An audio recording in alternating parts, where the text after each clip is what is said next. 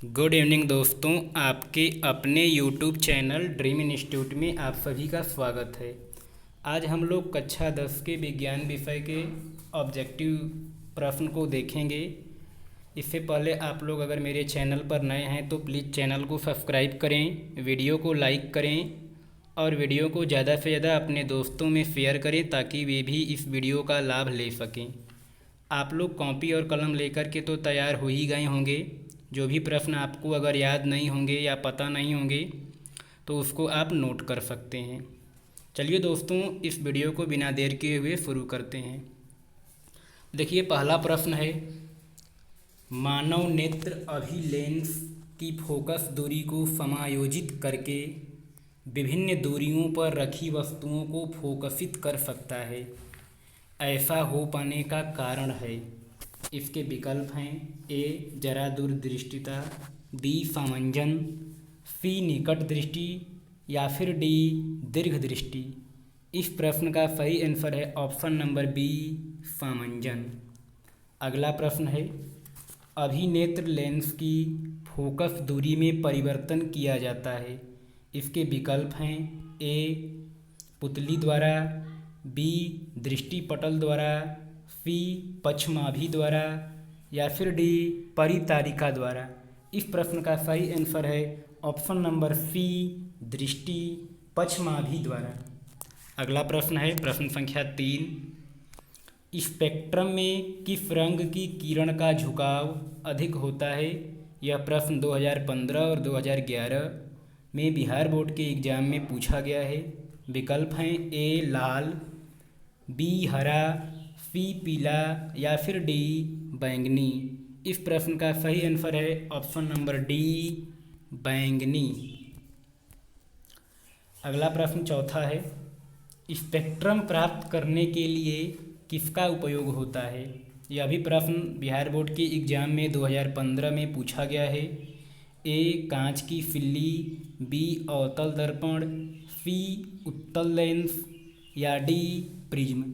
इस प्रश्न का सही आंसर है option number D prism. Spectrum अगर हमको प्राप्त करना है तो उसके लिए हमें क्या करना होगा, प्रिज्म का उपयोग करना होगा। अगला प्रश्न है 5वां, जो नेत्र निकट की वस्तु को साफ नहीं देख सकता उस नेत्र में होता है। यह भी प्रश्न 2014 में पूछा गया है। आपसे यह प्रश्न पूछ रहा है कि वह नेत्र अगर वह निकट की वस्तु को नहीं देख नहीं पा रहा है तो उस नेत्र में कौन सा दोष है।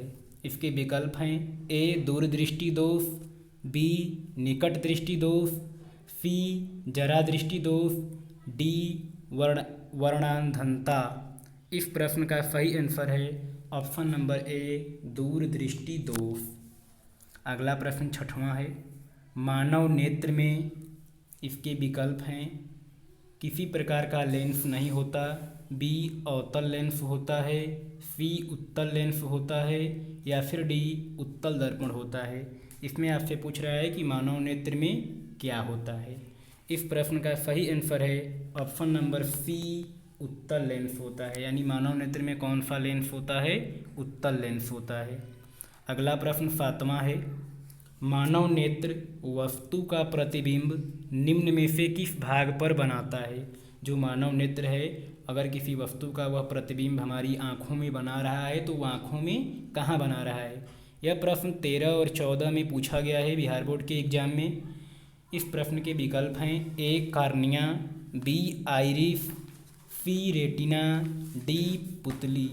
इस प्रश्न का सही आंसर है ऑप्शन नंबर सी रेटिना, यानी जो मानव नेत्र होता है वह वस्तु का प्रतिबिंब किस पे बनाता है, तो रेटिना पर बनाता है। अगला प्रश्न है 8वां, मानव नेत्र के रेटिना पर बनने वाला प्रतिबिंब होता है, यानी जो मानव नेत्र में रेटिना पर जो प्रतिबिंब बनता है वह कैसा होता है। इसके विकल्प हैं, आभासी और सीधा, दूसरा विकल्प है वास्तविक और सीधा, तीसरा है वास्तविक और उल्टा या फिर चौथा है आभासी और उल्टा। इस प्रश्न का सही आंसर है ऑप्शन नंबर सी वास्तविक और उल्टा। अगला प्रश्न है 9, नेत्र के उस गुण को जो भिन्न भिन्न दूरी पर स्थित वस्तुओं को फोकस करने में मदद करता है कहा जाता है।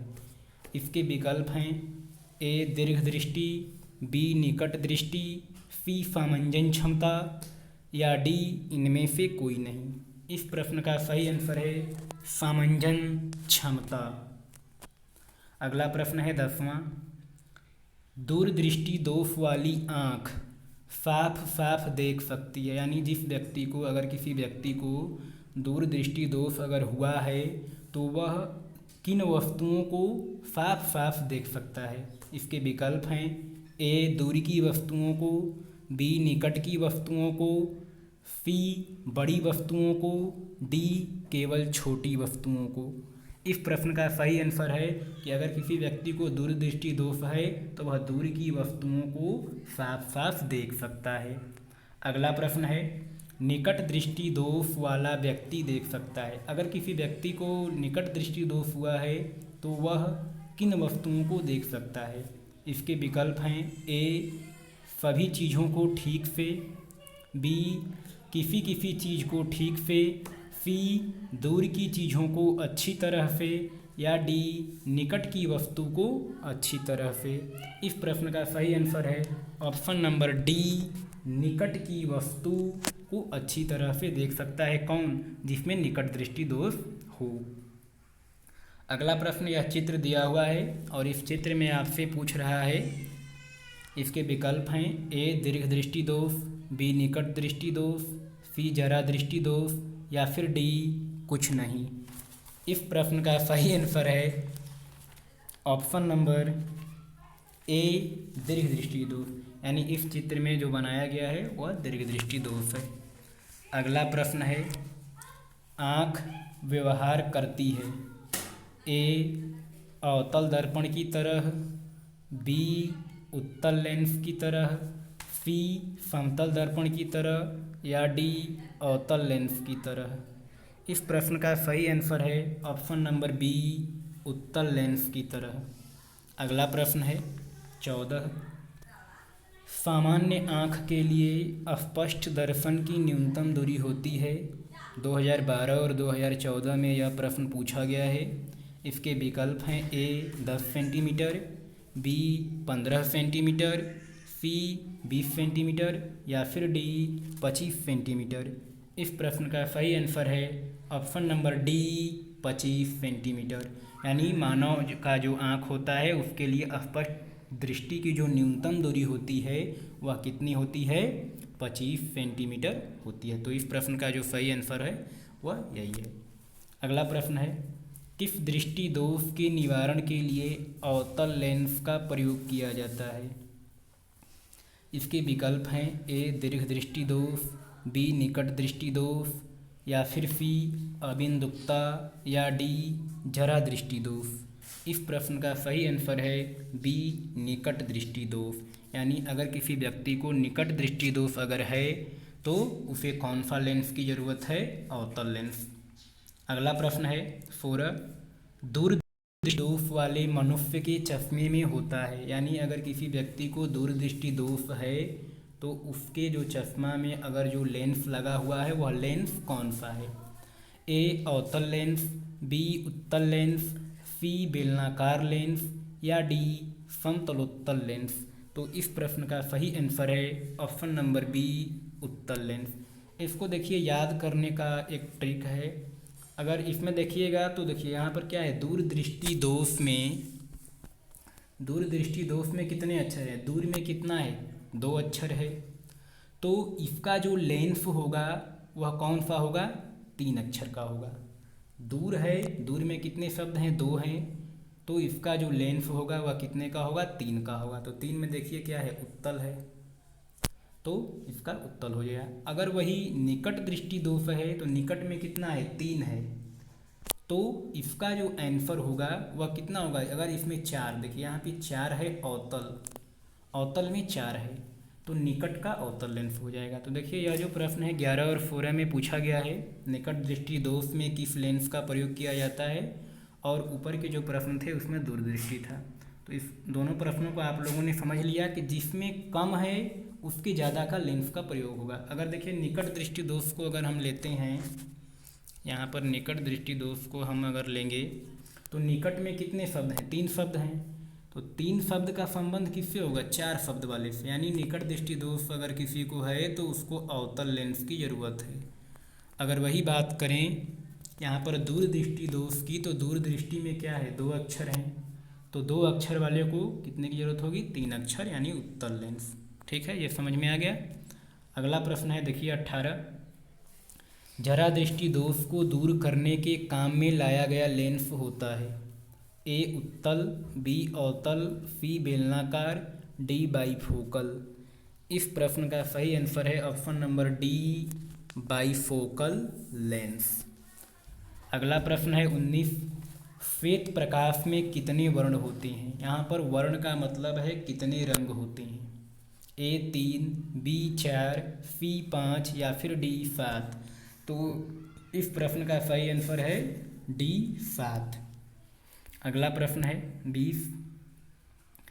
श्वेत प्रकाश की किरण जब किसी प्रिज्म से होकर गुजरती है तब जो वर्ण सबसे अधिक विचलित होता है वह है। जब श्वेत प्रकाश जो 7 रंग होता है, अगर उसे प्रिज्म से जब गुजारा जाता है तो उसमें से सबसे अधिक कौन सा रंग विचलित होता है? इसके विकल्प हैं ए लाल, बी पीला, सी बैंगनी, डी हरा। इस प्रश्न का सही आंसर है ऑप्शन नंबर सी, बैंगनी। अगला प्रश्न है 21। श्वेत प्रकाश जब एक प्रिज्म से होकर गुजरता है तो वर्ण सबसे कम विचलित होता है। जब श्वेत प्रकाश को, जब 7 रंगों को एक प्रिज्म से गुजारा जाता है तो सबसे कम कौन सा रंग विचलित होता है? ए लाल, बी पीला, सी बैंगनी या डी हरा। इस प्रश्न का सही आंसर है ऑप्शन नंबर ए, लाल। अगला प्रश्न है 22। प्रिज्म के भीतर से होकर गुजरने पर श्वेत प्रकाश के अपने विभिन्न घटकों में विभाजन को कहते हैं। प्रकाश का विचलन या वर्ण विक्षेपण या प्रकीर्णन या फिर डी अपवर्तन। इस प्रश्न का सही आंसर है ऑप्शन नंबर बी, वर्ण विक्षेपण। अगला प्रश्न है प्रकाश के किस वर्ण के लिए तरंगदैर्ध्य अधिकतम होता है? प्रकाश के किस वर्ण के लिए प्रकाश जो होता है उसका तरंगदैर्ध्य अधिकतम होता है? इसके विकल्प हैं ए लाल, बी पीला, सी बैंगनी या फिर डी हरा। इस प्रश्न का सही आंसर है ऑप्शन नंबर ए, लाल। अगला प्रश्न है 24। प्रिज्म से निकलने के बाद श्वेत किरणें क्यों 7 रंगों में विभक्त हो जाती है?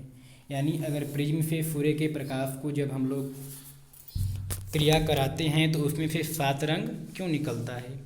प्रिज्म का वह अपना गुण है। इसके विकल्प हैं ए, बी है प्रिज्म के कारण प्रकाश रंगीन हो जाता है, सी सूर्य का श्वेत प्रकाश 7 रंगों का मिश्रण है, डी इसका कोई कारण नहीं है।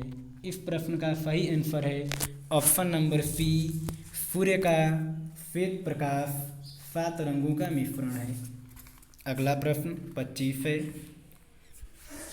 कांच के प्रिज्म से गुजरने वाली विभिन्न वर्ण की किरणों का विचलन भिन्न भिन्न होता है। इसके विकल्प हैं ए, उनका अपवर्तनांक भिन्न भिन्न होता है, बी प्रिज्म की 2 सतहों से किरणों का विचलन हो। अगला विकल्प है सी, विभिन्न रंगों का प्रकाश कांच में विभिन्न चाल से चलता है, डी है प्रकाश एक विद्युत चुंबकीय तरंग है। इस प्रश्न का सही आंसर है ऑप्शन नंबर सी, विभिन्न रंगों का प्रकाश कांच में विभिन्न चाल से चलता है। अगला प्रश्न है 26। प्रिज्म से गुजरने पर सूर्य के प्रकाश की किरणें विभिन्न वर्णों में बंट जाती है क्योंकि इसके विकल्प हैं ए, प्रिज्म की 2 सतहों पर किरणों का अपवर्तन होता है, बी प्रिज्म की 2 सतहों पर किरणों का विचलन होता है, सी प्रकाश किरणें विद्युत चुंबकीय तरंगें हैं। डी विभिन्न रंगों की किरणों का विचलन भिन्न भिन्न है। इस प्रश्न का सही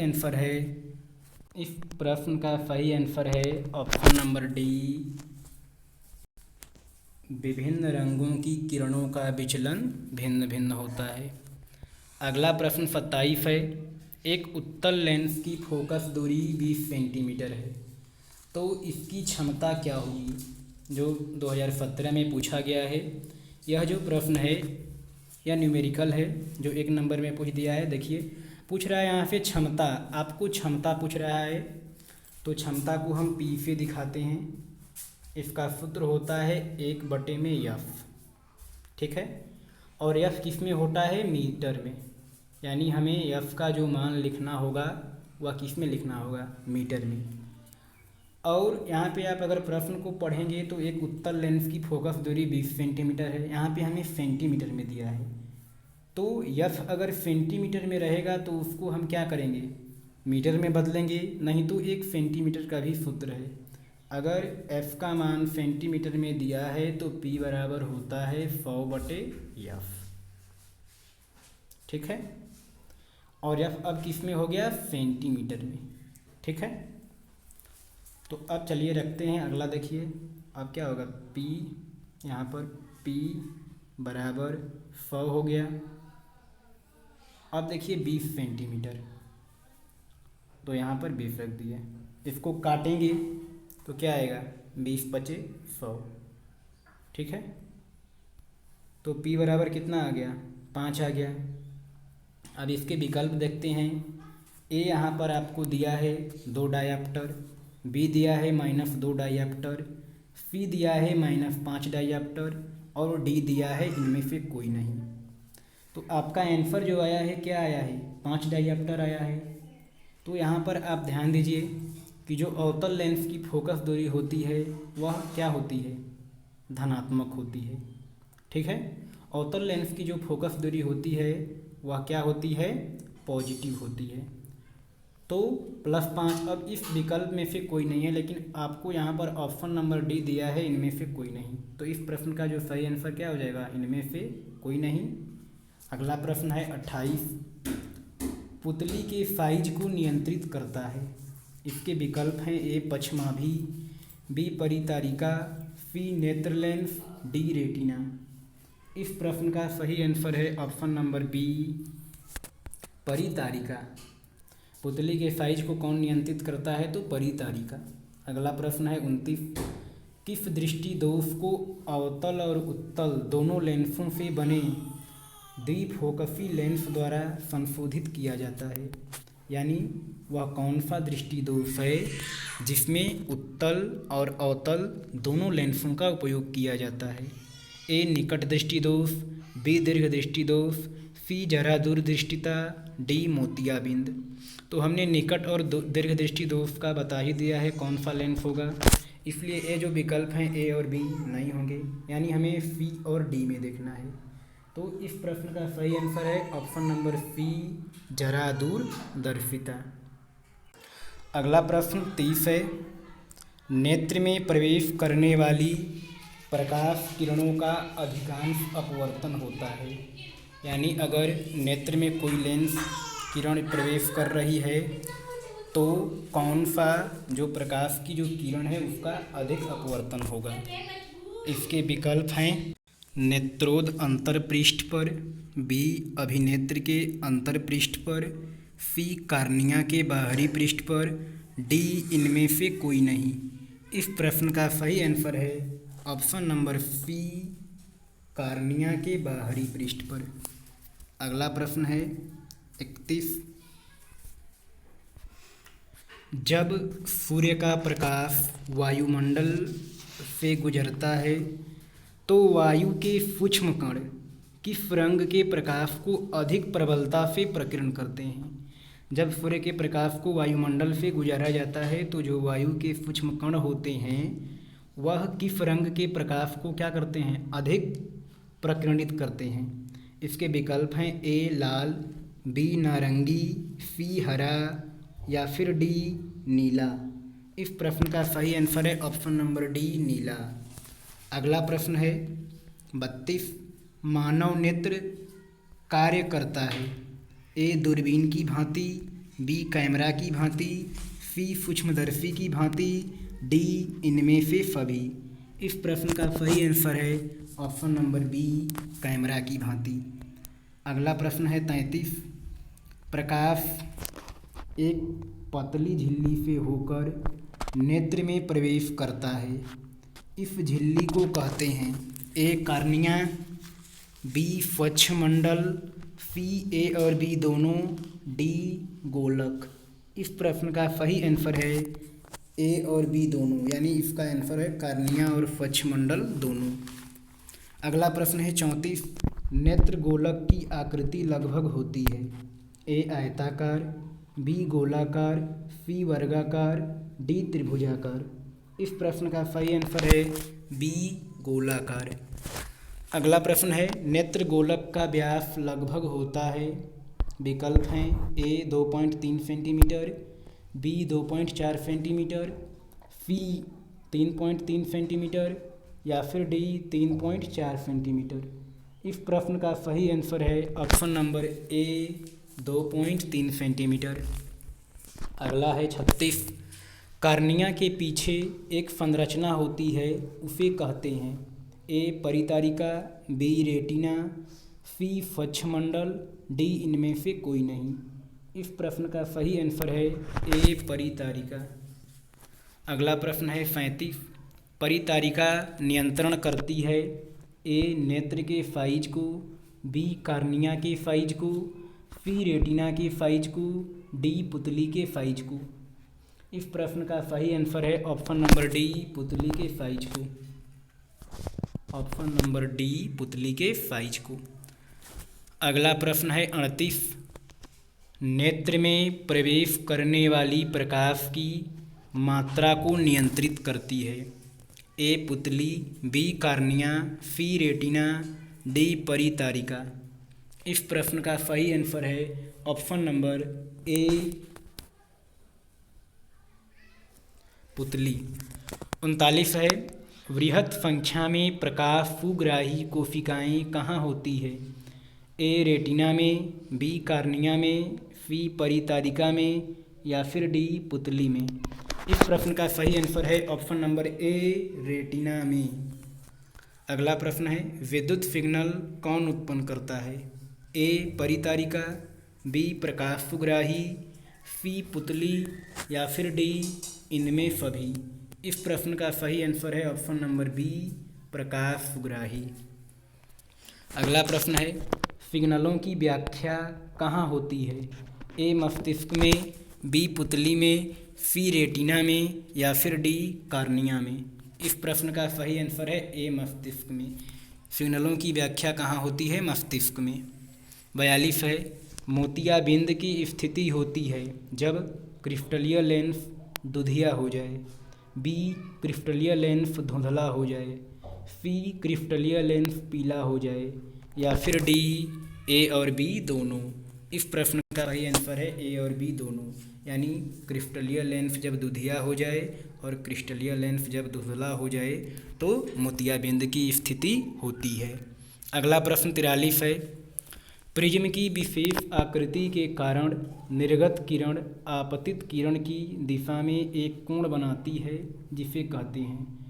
प्रिज्म जो है एक विशेष आकृति है, इसके कारण निर्गत किरण और आपतित किरण जो दिशा में एक कोण बनाते हैं उस कोण को क्या कहते हैं। इसके विकल्प हैं ए विचलन कोण, बी अविचलन कोण, सी प्रिज्म कोण या फिर डी इनमें से कोई नहीं। इस प्रश्न का सही आंसर है ऑप्शन नंबर ए। इसका सही आंसर है देखिए यहाँ पर ऑप्शन नंबर ए विचलन कोण। इंद्रधनुष में कितने रंग होते हैं 44वां प्रश्न है ए 3, बी 7, सी 6, डी 5। तो इस प्रश्न का सही आंसर है बी 7। अगला है 45।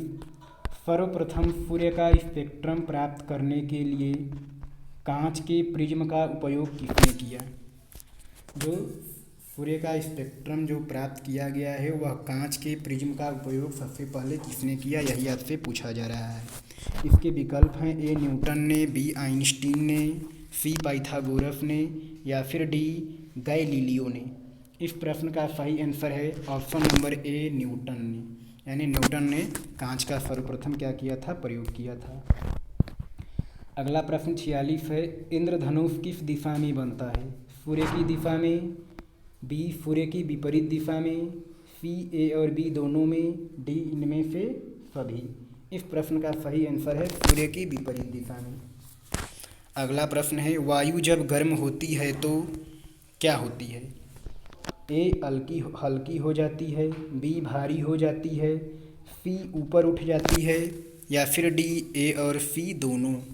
इस प्रश्न का सही आंसर है ऑप्शन नंबर डी ए और सी दोनों, यानी जब वायु गर्म होती है तो वायु हल्की भी होती है और ऊपर भी उठती है। अगला प्रश्न 48 है, वायुमंडलीय अपवर्तन के कारण सूर्य हमें वास्तविक सूर्योदय से लगभग कितने मिनट पहले दिखाई देता है। इसके विकल्प हैं 2 मिनट, बी 3 मिनट, सी 4 मिनट या फिर डी 1 मिनट।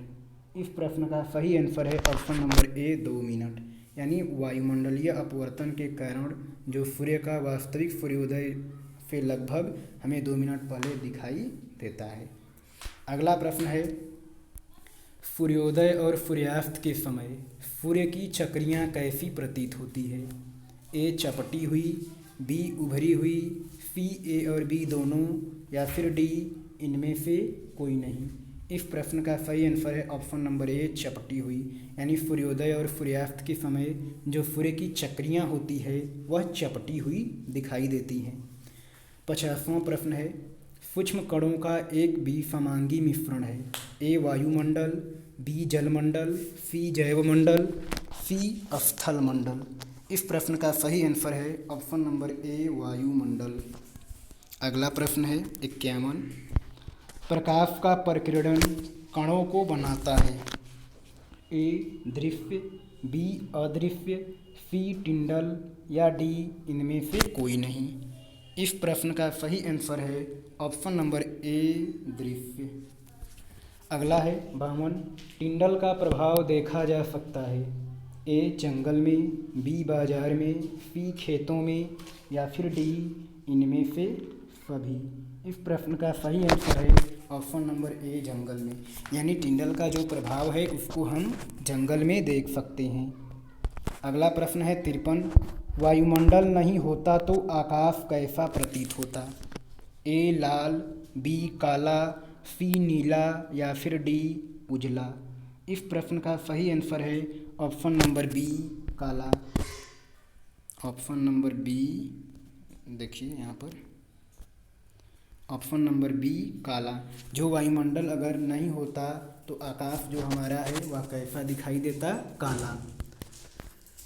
अगला प्रश्न है, अत्यधिक ऊंचाई पर उड़ते हुए यात्रियों को आकाश कैसा प्रतीत होता है। विकल्प हैं ए नीला, बी उजला, सी काला, डी इनमें से कोई नहीं। इस प्रश्न का सही आंसर है ऑप्शन नंबर सी काला। अगला प्रश्न 55 है, खतरे के संकेत का प्रकाश किस रंग का होता है, ए पीला, बी हरा, सी नीला, डी लाल। इस प्रश्न का सही आंसर है ऑप्शन नंबर डी लाल। जो खतरे का संकेत होता है उसका जो रंग होता है वह कैसा होता है, लाल होता है। अगला प्रश्न है, सूर्योदय या सूर्यास्त के समय आकाश कैसा दिखता है, ए लाल या जिसको रक्ताब भी कहते हैं, बी बैंगनी, सी पीला, डी काला। इस प्रश्न का सही आंसर है ए लाल। जब सूर्योदय होगा या सूर्यास्त होगा तो उस समय आकाश का रंग लाल रक्ताब होगा। अगला प्रश्न 57 है, दोपहर के समय सूर्य कैसा प्रतीत होता है, ए लाल, बी श्वेत, सी नीला, डी बैंगनी। इस प्रश्न का सही आंसर है बी श्वेत। अगला प्रश्न 58 है, किसी माध्यम में छोटे छोटे कणों के निलंबन को कहा जाता है, ए कोलॉयड, बी पुंज, सी प्रकाश, डी इनमें से कोई नहीं। इस प्रश्न का सही आंसर है ए कोलॉइड। आशा करता हूँ दोस्तों ये वीडियो आप लोगों को पसंद आई होगी। अगर ये वीडियो पसंद आई है तो प्लीज़ चैनल को सब्सक्राइब करें, वीडियो को लाइक करें और कमेंट में हमें बताएं कि अगला टॉपिक आपको क्या चाहिए और ये वीडियो कैसा लगा वह भी बताएं। आज के लिए इतना ही, फिर मिलेंगे अगले वीडियो में। Thank you.